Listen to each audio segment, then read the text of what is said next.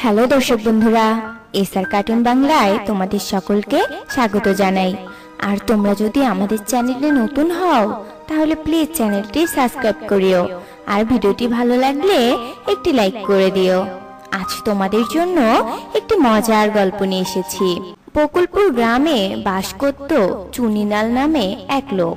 সে ছিল অনেক লোভী ও স্বার্থপর, কিন্তু তার স্ত্রী রীতা ছিল অনেক ভালো ও দয়ালু মনের মানুষ। চুনিলাল একদিন বাজারে যায় আর সেখান থেকে একটা গাভী নিয়ে আসে। গাভীটি ছিল গর্ভবতী। চুনিলাল গাভীটিকে দেখে মনে মনে ভাবতে থাকে, এই গাভীটি কত মোটা তাজা, মনে হয় বাচ্চা হওয়ার পরে অনেক দুধ দেবে। কদিন পরেই তো এর বাচ্চা হবে, তখন আমি এর সব দুধ বাজারে বিক্রি করব আর অনেক টাকা পাবো। তারপর চুনিলাল তার স্ত্রীকে বলে, শোনো রীতা, এই গরুটার ভালোভাবে খেয়াল রাখবে, দুদিন পরে এর বাচ্চা হবে। ঠিক মতো খেয়াল না রাখলে এ বেশি দুধ দেবে না, তাই ঠিক মতো এর খেয়াল রাখবে। তুমি চিন্তা করো না গো, আমি ঠিকভাবে এর খেয়াল রাখবো। তারপর থেকে রীতা গাভীটির যত্ন নিতে থাকে। কিছুদিন পর গাভীটির একটি বাচ্চা হয়, আর এতে চুনিলাল ও রীতা দুজনেই অনেক খুশি ছিল। চুনিলাল গাভীটির যা দুধ দিত তার সব দুধ বাজারে বিক্রি করত। গাভীর বাচ্চাকে একটুও দুধ খেতে দিত না। একদিন গাভীটি কম দুধ দেওয়ায় চুনিলাল বলে, বাজি গরু, তোকে ঠিকভাবে খেতে দিচ্ছি, কিন্তু তুই ঠিকভাবে দুধ দিচ্ছিস না। দাঁড়া, দেখাচ্ছি মজা। এই বলে চুনিলাল গাভীটিকে মারতে থাকে আর বলে, এবার দেখ কেমন লাগে, দুধ কম দেওয়া, তাই না? খুব বার বেড়েছে তোর। এরপর যদি আর কোনোদিন দুধ কম দিয়েছিস তখন বুঝবি মজা। এই বলে চুনিলাল আবারও গাভীর থেকে সব দুধ নিয়ে তা বাজারে নিয়ে চলে যায়। আর গাভীর বাচ্চাকে একটুও খেতে দিত না। আর গাভী কম দুধ দিলে তাকে অনেক মারতো। আর গাভীর দুধ বাড়ার জন্য রোজ গাভীকে অনেকগুলো করে ইনজেকশন দিত। চুনিলালের ব্যবহারে রীতা অনেক কষ্ট পেত। আর একদিন রীতা চুনিলালকে বলে, তুমি এত নিষ্ঠুর কেন গো? গাভীর সব দুধ বাজারে বিক্রি করো, গাভীর বাচ্চাটাকে একটুও খেতে দাও না। ও এইভাবে না খেয়ে থাকলে তো মারা যাবে। আর গাভীটার উপরেও তুমি অনেক নির্যাতন করো। ওর উপর এত নির্যাতন করলে তো ও দুধ কম দিবেই, বলো? তোর খুব বার বেড়েছে না? খুব বড় বড় কথা বলতে শিখেছিস। আমি কি করব না করব সেটা তুই বলে দিবি? বেশি দরদ দেখালে তোর খাওয়াও বন্ধ করে দেব। চুনিলালের কথায় রীতা অনেক কষ্ট পায়, কিন্তু সে তাকে কিছু বলতে পারে না। রীতা ঠিকমতো গাভীর খেয়াল রাখতে থাকে। গাভীকে বেশি বেশি খাবার দেওয়ায় চুনিলাল একদিন রীতাকে বলে, এই রীতা, খাবার কি তোর বাপের বাড়ি থেকে আসে? সব খাবার গরুকে খাওয়ালে হবে? খাবার কিনতে বুঝি টাকা লাগে না? আর কোনোদিন যদি দেখছি তুই গাভীকে এত খাবার দেস, তখন দেখবি কি করি আমি তোকে। তারপর থেকে রীতা আর ঠিকমতো গাভীকে খাবার দিত না। আর গাভীর বাচ্চা ঠিকমতো খাবার না পেয়ে একদিন মারা যায়। এতে রীতা ও গাভী অনেক কষ্ট পায়। কিছুদিন পর গাভীটি আবারও গর্ভবতী হয়। হে কেমন মালিকের বাড়িতে আসলাম আমি, আমার একটুও যত্ন নেয় না।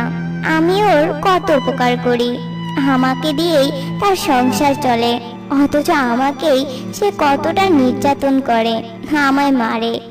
ওর জন্যই আমার বাচ্চাটা না খেতে পেয়ে মারা গেছে। আমি তো আবার গর্ভবতী, এখানে থাকলে ও আমার এই বাচ্চাকেও মেরে ফেলবে। আমি আর এ বাড়িতে থাকবো না। আমি আজই এখান থেকে পালিয়ে অন্য কোথাও চলে যাব। তারপর যখন চুনিলাল বাড়ি থেকে বেরিয়ে যায়, সুযোগ বুঝে গাভীটিও বাড়ি থেকে বেরিয়ে আসে আর পালাতে থাকে। আমাকে যত তাড়াতাড়ি সম্ভব এখান থেকে অন্য কোথাও যেতে হবে। ওই দুষ্টু মালিক আমায় দেখলে অনেক মারবে আর কোথাও যেতে দেবে না। আমায় এক্ষুনি চলে যেতে হবে। তারপর গাভীটি হাঁটতে হাঁটতে এক জঙ্গলে চলে আসে আর অনেক ক্লান্ত হওয়ায় সেখানেই বসে বিশ্রাম নিতে থাকে। কিছুক্ষণ পর সে বলে, না, আমি এভাবে বসে থাকলে চলবে না। আমার অন্য কোথাও পালাতেই হবে। এই বলে গাভী আবারও হাঁটতে থাকে। হাঁটতে হাঁটতে গাভী একটি বাড়ির সামনে এসে পড়ে।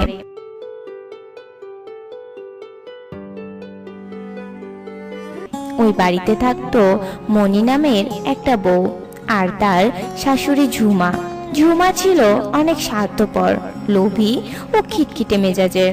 অপরদিকে মণি ছিল শান্তশিষ্ট ও নরম মনের মানুষ। ঝুমা যখন বাড়ির বাইরে আসে তখন সে গাভীটিকে দেখতে পায় আর বলে, ও মা, গাভী এটা এখানে এলো কি করে? মনে হয় পথ ভুলে এখানে চলে এসেছে, ভালোই হয়েছে। তখনই সেখানে মণি আসে আর তার শাশুড়িকে বলে, গাভী, এটা কার গাভী মা? আপনার ছেলে বুঝি এনেছে? কই, আমাকে তো একবার বললেও না গাভী এনেছে। না বৌমা, এটা আমাদের গাভী নয়, এ অন্যর গাভী। হয়তো পথ ভুলেই এখানে চলে এসেছে, ভালোই হয়েছে। আমরা এর দুধ বাজারে বিক্রি করতে পারবো আর সেটা থেকে অনেক টাকা পাবো। এটা আপনি কি বলছেন মা? গাভীটাকে দেখে তো মনে হচ্ছে এ গর্ভবতী আর অনেক অসুস্থ। তাহলে ও আপনাকে কিভাবে দুধ দিবে? তাহলে এই গাভীর আমার কোনো দরকার নেই। ও যদি আমার কোনো কাজেই না আসে তবে ওকে নিয়ে আমি কি করব? চলো বৌমা, ভেতরে চলো। এখান থেকে আর কোনো কাজ নেই, গাভীটিকে বরং তাড়িয়ে দাও। আমাকে দয়া করে তাড়িয়ে দেবেন না। আমাকে আপনাদের বাড়িতে একটু আশ্রয় দিন। কয়েকদিন পরেই আমার সন্তান হবে, তখন ঠিক আমি আপনাদের দুধ দিব। ও আমাদের সাথেই থাকুক না মা। আর তারপর থেকে গাভীটির অনেক যত্ন নিতে থাকে। কিছুদিন পরেই গাভীটির বাচ্চা হয়। বাচ্চাটি দেখতে অনেক সুন্দর হয়। বাচ্চা হওয়ার পর মণি আরো বেশি বেশি গাভীর যত্ন নিতে থাকে, কিন্তু এটা তার শাশুড়ি ঝুমার একদমই পছন্দ ছিল না। বৌমা, তোমার পরিবারে কি ওই গরু ছাড়া আর কেউ নেই? সব সময় ওই গরুকে নিয়ে থাকলে হবে, নাকি সংসারের বাকি কাজগুলো করতে হবে? এভাবে প্রায়ই প্রতিনিয়তই ঝুমা মণিকে কথা শোনাতো। একদিন ঝুমা রান্না করতে রান্নাঘরে যায় আর সেখানে কোনোভাবে আগুন লেগে যায়।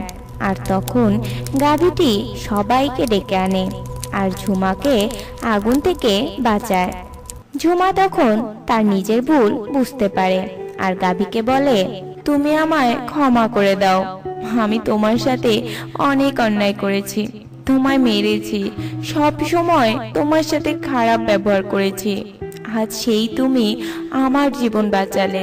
আমি আমার ভুল বুঝতে পেরেছি যে নিরীহ প্রাণীদের সাথে খারাপ ব্যবহার করা ঠিক না। বিপদে তারাও মানুষদের পাশে দাঁড়ায়। তারপর ঝুমা তার বৌমার কাছেও ক্ষমা চায়।